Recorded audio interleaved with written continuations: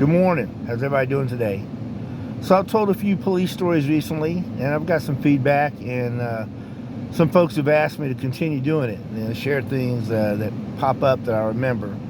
So one thing that I'm going to tell you guys happened back in 1993, and myself, John Devine, William Chapman, and David Cephas, we all actually got the Cops Cop Award uh, in Washington, D.C.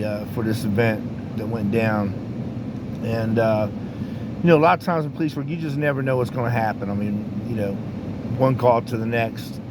It could be nothing or it could be something. You just don't know. So this is a midnight shift. It's, if I recall, I believe it was a summer night back then. And we just finished up on a call or a traffic stop. And a call came out for investigate the trouble in the unit block of the N Street, Northwest Washington, D.C. So we answered up to take the call because we were close by. And we responded to the scene. There's also a veteran officer, Charlie Forbes. He pulled up too. And we got there.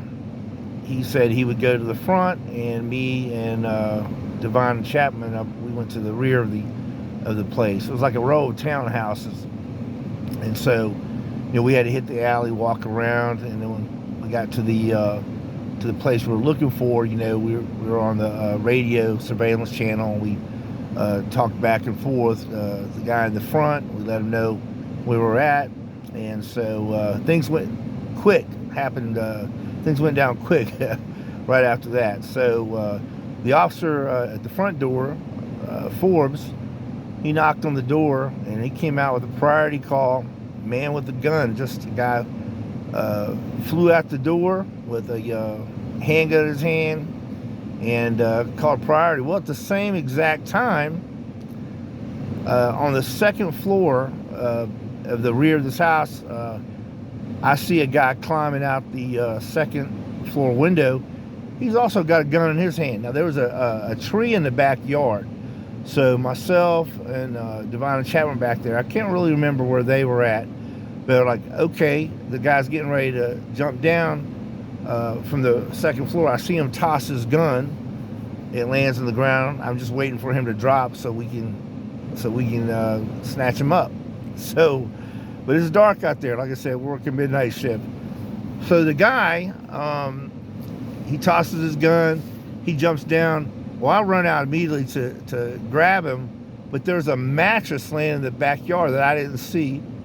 I tripped, and I must have looked like a big brown ninja, because I hit the mattress, bounced up in a complete somersault, because it was a bouncy mattress, and I came up with my gun raised in my hand, and the dude just throws his hands up and surrenders right then. But at the same time, the exact same time that this is happening, I'm bouncing off this mattress like a trampoline. This guy, other guy, comes running out the back door. He's got a machine gun in his hand. When I say machine gun, I mean machine gun. Well, he thinks that what I just did was for him. And so he throws the machine gun down on the ground and also throws his hands up. So we get these guys stopped. The guy around the front door, he also got stopped, got caught. And so we wanted to figure out, what do we have here? What's going on? So as we go into the house, start investigating, this is what we found out. So in this house lived like 7 people. There were 2 younger fellas in the house, and from what we gather, they were involved in the drug trade. But also grandma and grandpa and everybody else in the house, they weren't involved in it. They just happened to live at the house. So these 3 armed gunmen had come in, and they had laid everybody down face down on the floor in the living room. These two guys that lived there that were probably involved in whatever, they were set up by somebody that knew them, and they had laid everybody down face down on the floor, and they were going to kill them. Oh yeah. So they thought that there was either a drug stash or a cash stash in the house, and so it just so happened how we got the 911 investigative trouble call. The phone was on they had a house phone. It was on the floor, and when they laid Grandma down face down on the floor, she just hits 911 on the phone and shoves the phone up under the couch. So that's why when the dispatcher got the call, they didn't know what they had. They just got the 911 call. So that's how it come to us as investigate the trouble. So we end up recovering 4 weapons in the house. One guy apparently had 2 guns. Like I said, I remember it was called a Spectre submachine gun, and 3 other handguns we recovered. No one got hurt, no one got killed, and we locked these 3 guys up. Well, it's a little bit more interesting from there.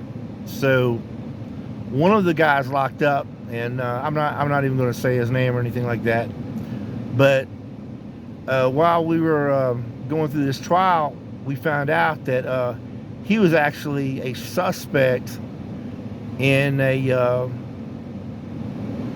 murder where he was going to be charged with an armed burglary, like a home invasion, but the witness ended up dead, murdered before trial.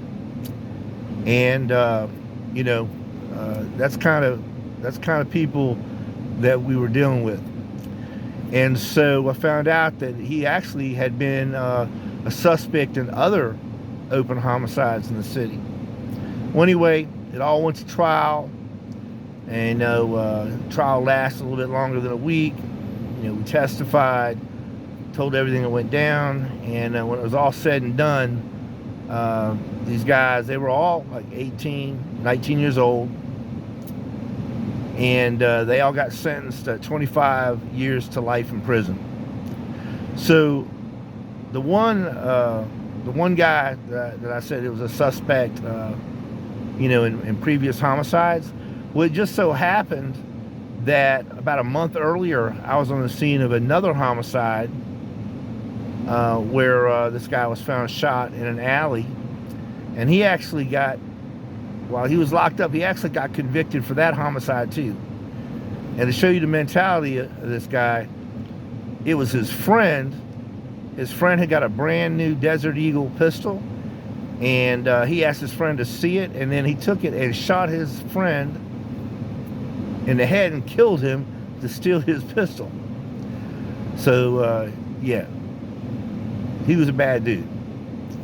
Anyway, as far as I know, he's still in prison, if he's still alive.